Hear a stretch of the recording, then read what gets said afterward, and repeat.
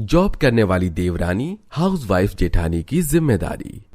रोहित का परिवार उसके रिश्ते के लिए लड़की वालों के घर आते हैं। आंचल को देखने के बाद रोहित की भाभी सौम्या अपनी सास लता से बात करके कहती है, आंटी जी, हमें तो आंचल बहुत पसंद है। आप हमारी पसंद से रिश्ता पक्का समझिए। ये तो बहुत अच्छी बात है। बस बहन जी, एक बात बतानी थी कि मेरी बेटी जॉब कर रही है और शादी के बाद भी वो जॉब करेगी, तो इससे आप लोगों को कोई दिक्कत तो नहीं है ना? नहीं नहीं बहन जी, हमें क्या दिक्कत होगी। बस आंचल अपने काम के साथ साथ ससुराल की जिम्मेदारियों को भी संभाल कर चढ़े तो बढ़िया होगा। हाँ, ये तो बिल्कुल सही कहा आपने। तो फिर हमारी तरफ से भी ये रिश्ता पक्का है। दोनों परिवार एक दूसरे को मिठाई खिलाते हैं और कुछ दिनों के अंदर ही पूरे रीति रिवाज से रोहित और आंचल की शादी हो जाती है। शादी के अगले दिन खाने की टेबल पर सभी बैठे होते हैं और सौम्या सभी को नाश्ता दे रही होती है। तभी आंचल तैयार होकर अपना पर्स लिए वहां आती है। जेठानी जी, मेरा भी लंच पैक कर दीजिए। अरे आराम से बैठकर नाश्ता करो देवरानी जी, शादी के दूसरे दिन ही कहाँ चल दी तुम? जहाँ आप कभी नहीं गई। शादी से पहले बताया तो था कि मैं जॉब करूंगी, तो बस ऑफिस जा रही हूँ। छोटी बहू, ये क्या तरीका है अपनी जेठानी से बात करने का? वो बस इतना ही तो पूछ रही है कि शादी के दूसरे दिन ही ऑफिस जाने की क्या जल्दी है? हाँ आंचल, तुम्हारी अभी शादी हुई है, कम से कम तुम्हें 1 हफ्ते की छुट्टी लेनी तो चाहिए थी। जेठानी जी, कॉर्पोरेट ऑफिस में छुट्टी के पीछे कितने कलेश होते हैं ना, आपको नहीं पता। मैंने जितनी छुट्टियां ली थी वो शादी की तैयारी और शॉपिंग में खर्च हो गई हैं, इसलिए मुझे ऑफिस जाना ही पड़ेगा। आप मुझे लंच दे रही हैं तो दे दीजिए, वरना मैं बाहर से कुछ खा लूंगी। आंचल के तेवर देखकर सौम्या बात को आगे बढ़ाने की जगह चुपचाप उसे लंच पैक करके दे देती है और आंचल ऑफिस के लिए निकल जाती है। इस तरह 1 हफ्ते का समय बीत जाता है। आंचल ऑफिस से आती और बिना घर का कोई काम किए खाना खाकर सोने चली जाती। एक शाम जब वो ऑफिस से लौटती है, आज तो बहुत थक गई। रास्ते में इतना ट्रैफिक था कि कैब में बैठे बैठे ही कमर अकड़ गई। मुझे भी पता है, ट्रैफिक में बैठी ही थी ना, मैं तो कैसे कैसे बाइक निकाल कर लाया हूँ, मुझे भी पता है। देवर जी, आप चाय पियेंगे? जेठानी जी, मेरे लिए भी बना देना और इलायची जरूर डालना। छोटी बहू, जब तुझे चाय पीनी ही है तो खुद ही बना ले। माँ जी, अभी अभी मैं थकी हारी आई हूँ और आप है कि रसोई में जाने को कह रही है। हाँ तो बहू, कोई पहाड़ तोड़कर थोड़ना आई है, गाड़ी में बैठी ही थी ना आराम से, और आराम मिल गया होगा। माँ जी, मैंने चाय का पानी चढ़ा दिया है, बस पूछने आई थी, आप शांत हो जाइए। सौम्या की बात सुनकर आंचल गहरी सांस लेती है तो वहीं लता रसोई में जाकर सौम्या पर गुस्सा करती है। बहू, ये तूने ठीक नहीं किया। तू क्या सारा दिन रसोई में ही काम करती रहेगी? माँ जी, इस घर की बहू होने के नाते ये मेरी जिम्मेदारी है, और वैसे भी कुछ दिन तो हुए हैं आंचल को इस घर में आए हुए। हमें उसे थोड़ा और समय देना चाहिए, धीरे धीरे अपनी जिम्मेदारियां समझ जाएगी वो। सौम्या अपनी जॉब करने वाली देवरानी को ससुराल को समझने के लिए थोड़ा समय देना चाहती थी, जिसके चलते वो उसे घर के काम के लिए ज्यादा नहीं टोकती थी। लेकिन इसी बात का फायदा उठाकर आंचल शादी के बाद भी मौज की जिंदगी काट रही थी। संडे के दिन जहां सौम्या रसोई में काम कर रही होती है, वहीं आंचल को देर तक सोता हुआ देखकर लता गुस्से में उसे जगाती है। सूरज सिर पर चढ़ गया है, छोटी बहू अब तो बिस्तर छोड़ दे। माँ जी, हफ्ते के 6 दिन मैं ऑफिस में मेहनत से काम करती हूँ, तो क्या संडे के दिन मैं देर तक नहीं सो सकती? नहीं सो सकती, क्योंकि ये तेरा माई का नहीं ससुराल है। बेचारी बड़ी बहू भी तो ना संडे देखती है ना मंडे, हमेशा काम करती रहती है। माँ जी, वो हाउस वाइफ है, पर मैं तो जॉब करती हूँ ना। बस बहुत हुआ आंचल, जब माँ इतना कह रही है तो तुम क्यों उनसे जुबान लड़ा रही हो? जाओ फ्रेश होकर भाभी की मदद करो। अब न चाहते हुए भी आंचल को रसोई में जाना पड़ता है। उसी समय घर में कुछ रिश्तेदार आ जाते हैं, जिनके चलते खाने पीने का काम और बढ़ जाता है। तो सब्जी काटते हुए आंचल मन ही मन गुस्से में कहती है, क्या मुसीबत है ये, घर का काम ना करना पड़े इसलिए तो मैं जॉब कर रही हूँ, और उसके बाद भी मुझे इस रसोई में रिश्तेदारों के लिए खाना बनाना पड़ रहा है। जो भी हो, मुझे कुछ ना कुछ तो करना पड़ेगा ताकि मुझे घर का काम ना करना पड़े। अगले दिन आंचल ऑफिस से लौटते हुए अपनी सास के लिए साड़ियां और उसकी पसंद की खाने की चीजें लेकर घर आती है। अरे छोटी बहू, इतना सब कुछ मेरे लिए क्या बात है? कुछ नहीं माँ जी, वो जब से मैं इस घर में आई हूँ, अपनी जॉब में बिजी होने के चलते मैंने अब तक आपको कोई गिफ्ट नहीं दिया था, इसलिए आज मैं ऑफिस से आते हुए आपके लिए ये सब ले आई। बढ़िया है बहू, ये साड़ी तो बहुत महंगी मालूम पड़ती है। माँ जी, अब आपके लिए मैं महंगा सस्ता थोड़ा ना देखूंगी। कमा रही हूँ तो आप पर खर्चा करूंगी ही, लेकिन माँ जी ऑफिस में पूरा दिन काम करने के बाद मुझ में घर आकर हिम्मत ही नहीं बचती बिल्कुल भी काम करने की। और वैसे भी घर में जेठानी जी तो है ही घर का काम संभालने के लिए। हाँ छोटी बहू, कह तो तू ठीक रही है। उसे ना तो धूप में ऑफिस जाना, ना रात को घर लौटना, घर में रहकर ही तो झाड़ू पोछा खाना पानी करना है। वही तो माँ जी, मुझे तो ऑफिस टाइम पर पहुंचकर मीटिंग अटेंड करनी होती है, प्रोजेक्ट निपटाने होते हैं और भी बाकी काम करने होते हैं। इन सब में ही मैं इतनी थक जाती हूँ तो घर जाकर भला क्या काम करूंगी। इस तरह आंचल अपनी बातों में अपनी सास को उलझा लेती है। अगले दिन आंचल जल्दी से ऑफिस आ जाती है तो सौम्या उससे कहती है, मैं सोच रही हूँ आज सबके लिए पालक पनीर बना दूं। बहुत दिन हो गए हैं, कुछ खास नहीं बनाया। आंचल, जरा रसोई में मेरी मदद तो करना। जेठानी जी, मैं घर जल्दी रसोई में मजदूरी करने नहीं आई हूँ। सही तो कह रही है बेचारी, पहली बार तो घर जल्दी आई है, उसमें भी तुझे इससे खाना बनवाना है। जा, जो बनाना है अकेले बना। लता की बातें सुनकर सौम्या हैरान रह जाती है। अब बीतते समय के साथ आंचल आराम से बैठकर ऑफिस चलाती और घर आकर बिना कोई काम किए फोन चलाती। जेठानी जी, मेरा कमरा साफ कर देना, मुझे ऑफिस की पार्टी में जाना है तो आज देर से आऊंगी। तो आकर खुद ही साफ कर लेना, मैं तुम्हारी नौकरानी नहीं हूँ। लेकिन आप हाउसवाइफ तो हो ना, फिर घर के काम करने में नौकरानी बनना कैसा? और नहीं तो क्या, छोटी बहू जॉब करती है, उसके पास समय नहीं है सफाई करने का, और तू उसकी मदद कर देगी तो तेरा कुछ घर तोड़ना जाएगा। लेकिन माँ जी, देख बड़ी बहू, बहस मत कर, अब जो घर में रहेगा वो तो उसे काम करना ही पड़ेगा। सौम्या अपनी सास से लड़ना नहीं चाहती थी, इसलिए वो कुछ नहीं कहती, जिसके चलते अब घर के साथ साथ सौम्या के पर्सनल काम भी उसे करने पड़ रहे थे। ज्यादा काम करने के चलते अचानक ही सौम्या की तबीयत खराब हो जाती है। हे भगवान, तुम्हें तो तेज बुखार है और फिर भी तुम यहाँ खाना बना रही हो। घर के बाकी लोग कहाँ हैं? मैं ठीक हूँ, अभी दवाई ले लूंगी तो बुखार ठीक हो जाएगा। बिल्कुल नहीं, तुम अभी कमरे में चलो, खाना वाना गया भाड़ में। विशाल सौम्या को डॉक्टर के पास ले जाता है तो डॉक्टर उसका चेकअप करके उसे टाइफाइड बताते हैं और घर पर बेड रेस्ट करने की सलाह देते हैं, जिसकी वजह से लता अब घर का काम करने के लिए आंचल को कहती है। न चाहते हुए भी आंचल अब ऑफिस से लौटकर सबके लिए खाना बनाती है। 2 दिन तो वो खाना बना देती है, लेकिन तीसरे दिन वो बेलन को पटकते हुए सौम्या के कमरे में जाती है। बस कीजिए जेठानी जी, बहुत हो गया आपका नाटक। काम से बचने के लिए ये बीमार होने की नौटंकी ना मैंने बहुत पहले की है। जब ऑफिस के साथ साथ घर का काम भी करना पड़ रहा है तो तुम्हें मेरा बीमार होना नौटंकी लग रहा है। अरे मैं हाउसवाइफ हूँ, इसलिए घर के काम नहीं करती, बल्कि ये घर की बहू होने के नाते मेरी जिम्मेदारी है, इसलिए करती हूँ। और जब यही जिम्मेदारी निभाने की बारी तुम्हारी आई तो तुम्हारे पसीने छूट रहे हैं। घर का काम करना कोई आसान बात नहीं है। इसी काम के लिए नौकरानी पैसे लेती है और उसे भी जॉब करना ही कहा जाता है। बीमार सौम्या बोलते बोलते बेहोश हो जाती है। तभी उसे हॉस्पिटल लेकर जाते हैं।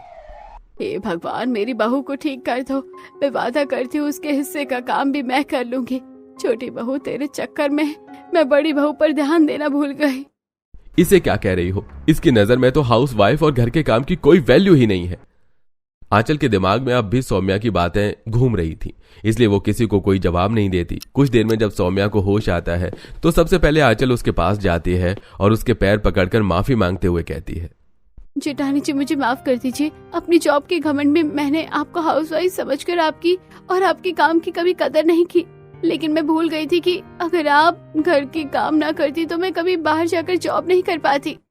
मैं खुश हूँ कि कम से कम तुम्हें इस बात का एहसास तो हुआ।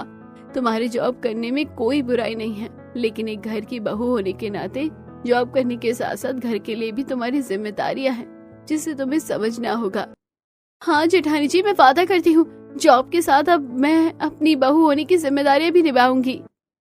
अमीर ससुराल में गरीब बेटी की ड्रेस। माँ, ये कैसी ड्रेस बनाई है आपने? हर जगह से कितनी ज्यादा फिट है। बेटा, तुम घर पर नहीं थी तो तुम्हारी किसी पुरानी ड्रेस का नाप लेकर मैंने ये ड्रेस बनाई है। अब मैं शाम की पार्टी में क्या पहनूंगी? आपने कहा था कि पार्टी के लिए आप मेरे लिए ड्रेस बनाएंगी, लेकिन आपने तो पूरी ड्रेस खराब कर दी। शाम होने में अभी भी वक्त है। एक काम कर, तू मॉल जाकर ड्रेस ले ले और पैसों की फिक्र बिल्कुल मत कर, मैं तुझे दे दूंगी। आपकी चाय। किंजल, अगर ये ड्रेस तुम्हें फिट है तो क्या तुम इसे मुझे दे सकती हो? मेरे पास एक भी ड्रेस नहीं है, सारे पुराने कपड़े फट गए हैं। तेरे कहने का क्या मतलब है कि तेरे सारे कपड़े फटे हुए हैं? 3 साल पहले ही तो तुझे 2 जोड़ी कपड़े दिलाए थे, वो भी इतनी जल्दी फट गए? सौतेली माँ होकर भी तेरे लिए जितना करो उतना कम है। खड़ी खड़ी क्या देख रही है, जा यहाँ से। बेचारी राधिका अपने कमरे में आती है और कोने में रखे संदूक से अपने कुछ फटे हुए कपड़े निकाल कर उन्हें सुई धागे की मदद से सिलते हुए रोने लगती है। मनोरमा राधिका की सौतेली माँ थी। जहां मनोरमा अपनी सगी बेटी को कभी मॉल से खरीदी हुई महंगी ड्रेस या तो कभी खुद की बनाई हुई महंगी ड्रेस पहनाती, तो वहीं राधिका अपने सालों पुराने फटे कपड़े पहनती या फिर कभी कभी किंजल के उतरे हुए पुराने कपड़े। वैसे तो किंजल का 3 साल पुराना सूट है, लेकिन अभी भी कितना नया जैसा लग रहा है। आज तो मैं यही पहनूंगी। राधिका किंजल का पुराना सूट पहनकर काफी ज्यादा खुश थी कि तभी किंजल राधिका के कमरे में आती है। लड़के वाले मुझे देखने के लिए आ रहे हैं और महारानी की तरह तू तैयार हो रही है। और ये तो मेरा सूट है ना, तेरी हिम्मत कैसे हुई मेरा सूट पहनने की? ये तुम्हारा काफी पुराना सूट है, माँ ने ही इसे मुझे दिया था। दिया होगा, लेकिन तू इसके लायक नहीं है। किंजल गुस्से में राधिका के सूट की बाजू फाड़ देती है, जिससे बेचारी राधिका काफी दुखी होती है। थोड़ी देर में किंजल को देखने के लिए रिश्ते वाले आते हैं। राधिका के पास एक भी ढंग की ड्रेस नहीं थी, जिसके चलते राधिका जैसे तैसे अपने फटे सूट को चुन्नी से ढकती है और सबके लिए चाय लेकर आती है। अरे बहन जी, ये कौन है? इसके बारे में आपने मुझे बताया नहीं। बेटा, क्या नाम है तुम्हारा? मेरा नाम राधिका है और मैं किंजल की बहन हूँ। बहन जी, ये तो सोने पर सुहागा हो गया। मैं तो अपने दोनों बेटों के लिए ही रिश्ता ढूंढ रही थी और आपकी भी 2 बेटियां निकली। किंजल के साथ साथ मुझे राधिका भी काफी अच्छी लगी है, इसीलिए मैं राधिका को भी अपने घर की बहू बनाना चाहूंगी। आप तो मेरी बेटी किंजल को देखने के लिए आई थी ना, तो मुझे आपकी बेटी किंजल भी पसंद है। अगर मेरे दोनों बेटों की शादी एक साथ हो जाएगी तो सही रहेगा। अमीर परिवार का रिश्ता होने की वजह से मनोरमा को राधिका के लिए भी हाँ करना पड़ता है और अब कुछ ही दिनों में राधिका और किंजल की शादी हो जाती है। सबने तो अपने तोहफे दे दिए, अब मेरी बारी है अपनी बहू को तोहफा देने की। किंजल बहू, ये साड़ी मैंने स्पेशली बनारस के खास कारीगरों से बनवाई थी। और राधिका बहू, ये तुम्हारे लिए। ये साड़ी हमारी खानदानी साड़ी है। हमारे घर की हर बड़ी बहू इस साड़ी को पहनती है। कल इसी साड़ी को पहनकर तैयार होना। माँ जी, ये साड़ी तो मेरी साड़ी से भी ज्यादा अच्छी है। क्या मैं ये वाली रख लूं? मुझे ये कलर भी काफी पसंद है। अपनी सौतेली बहन को खानदानी साड़ी मिलता देख किंजल काफी जलने लगती है और घूरकर राधिका को भी देखती है, जिससे माँ जी, आप ये साड़ी किंजल को दे दीजिए। वैसे भी उसे इस तरह की साड़ी काफी पसंद है। बहू, एक बहन का प्यार दूसरी बहन के लिए समझ सकती हूँ, लेकिन ये हमारी खानदानी साड़ी है जो घर की सिर्फ बड़ी बहू को मिलती है।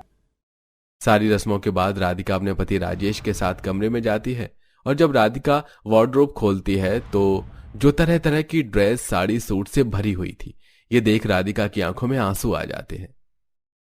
राधिका, तुम्हारी आंखों में आंसू? लगता है तुम्हें इसमें से कोई भी ड्रेस पसंद नहीं आई। देखो, कोई बात नहीं, मैं ये सारी ड्रेस चेंज करवाकर दूसरी ड्रेस लेकर आऊंगा। नहीं नहीं, ऐसी बात नहीं है। मुझे तो ये सारी ड्रेस काफी पसंद आई। वो तो बस मुझे माँ की याद आ गई थी, तो इसीलिए मैं थोड़ा इमोशनल हो गई। जो राधिका बचपन से एक नए कपड़े के लिए तरसती आई थी, वहीं ससुराल में आते ही इतनी सारी ड्रेसेस मिलने पर राधिका थोड़ी इमोशनल हो जाती है। शादी के बाद अब राधिका हर दिन ससुराल में नई नई ड्रेस पहनती है, जिसे देख किंजल मन ही मन जलती है और ऐसे ही कुछ दिन गुजर जाते हैं। भाभी, मैं कब से आपका वेट कर रही थी। ये देखिए, मैं आपके लिए कितनी सुंदर ड्रेस लेकर आई हूँ। नेक्स्ट वीक आपका बर्थडे है ना, आप अपने बर्थडे पर यही ड्रेस पहनना। हलीशा, ये ड्रेस तो काफी ज्यादा सुंदर है। मैंने आज से पहले ऐसी ड्रेस नहीं देखी। मैं सच में अपने बर्थडे पर इतनी सुंदर ड्रेस पहनूंगी। भाभी, अपने बर्थडे पर तो हर कोई इसी तरह की ड्रेस पहनता है। क्या पहले कभी आपने अपने बर्थडे पर ऐसी ड्रेस नहीं पहनी? अपनी नंद अलीशा की बात सुनकर राधिका कुछ बीते हुए पलों में खो जाती है। मेरी गुड़िया रानी का अगले महीने जन्मदिन है ना। देखो, मैं अपनी गुड़िया रानी के लिए परी वाली फ्रॉक लेकर आई हूँ। इसमें मेरी गुड़िया रानी सचमुच की एक परी लगेगी। माँ, 2 हफ्ते बाद मेरा भी जन्मदिन है। आप मेरे लिए भी ऐसी ड्रेस लेकर आओगे ना? चल हट, तुझे पाल रही हूँ, ये कम है जो अब तेरे लिए इतने महंगे महंगे कपड़े भी लेकर आऊं। इतना ही बर्थडे पर नए कपड़े पहनने का शौक है तो जाकर मरी हुई माँ से मांग ले। बचपन के दिन को याद कर राधिका बड़ी मुश्किल से सबके सामने अपने आंसुओं को रोक पाती है। ऐसे ही कुछ समय गुजरता है और आज पूरा परिवार शॉपिंग के लिए जाता है। मॉल में जो भी राधिका को ड्रेस पसंद आ रही थी, वो जानबूझकर किंजल लेने लगी थी, जिसे देख राधिका कुछ भी नहीं कहती। और अब आखिर में राधिका जब एक सुंदर से कटआउट ड्रेस को पसंद करती है तो वो भी किंजल लेने लगती है, जिसे देख किंजल, राधिका ने जो जो ड्रेस पसंद की है वो सब तुमने अपने लिए ले ली, अब ये भी तुम ले ही रही हो। इस कलर की काफी सारी ड्रेस हैं तुम्हारे पास, ये राधिका को ही लेने दो। लेकिन माँ जी, ये ड्रेस तो मुझे काफी पसंद है, इसे तो मैं ही लूंगी। हमेशा जिद करना अच्छी बात नहीं है, ये ड्रेस राधिका ही लेगी। ये सब देख किंजल को काफी गुस्सा आता है और वो अपनी माँ को कॉल करके सब कुछ बता देती है। तो फिक्र मत कर बेटा, 1-2 दिन में मैं वहाँ आती हूँ, उस राधिका की सारी हेकड़ी निकाल दूंगी।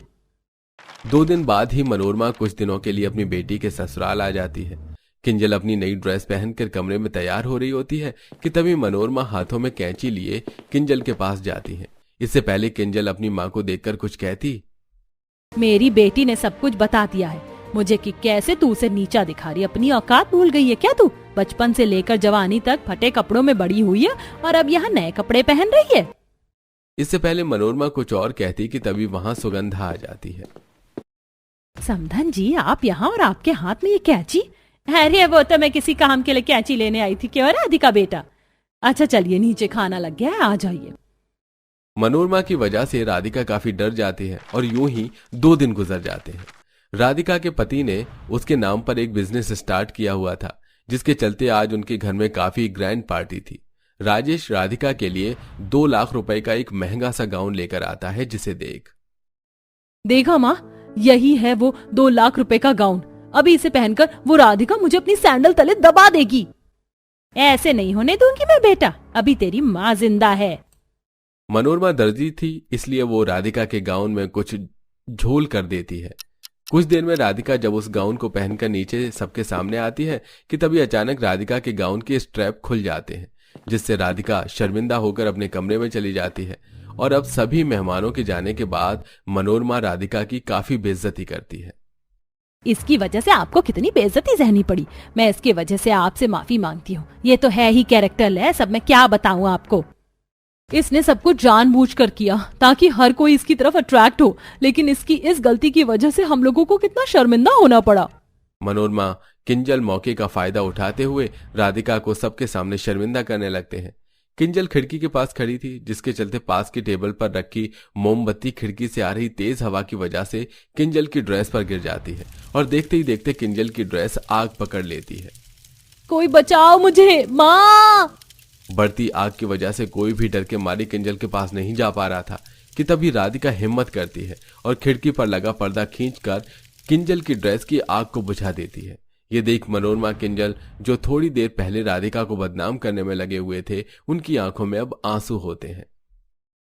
ये जो भी आज राधिका के साथ हुआ उसमें राधिका का कोई हाथ नहीं, बल्कि सारी गलती मेरी ही थी। मैंने ही उसकी ड्रेस को ऐसा कर दिया था कि जिससे थोड़ी देर बाद उसकी स्ट्रैप अपने आप टूट जाए। राधिका के सौतेला होने की वजह से मैं हमेशा उससे नफरत करती रही, यहाँ तक कि जब उसके ससुराल में उसको नए कपड़े मिल रहे थे तो ये भी मुझसे देखा नहीं गया। माँ के इस काम में मैं भी शामिल थी। अगर आप लोगों को कोई सजा देनी है तो मुझे दीजिए।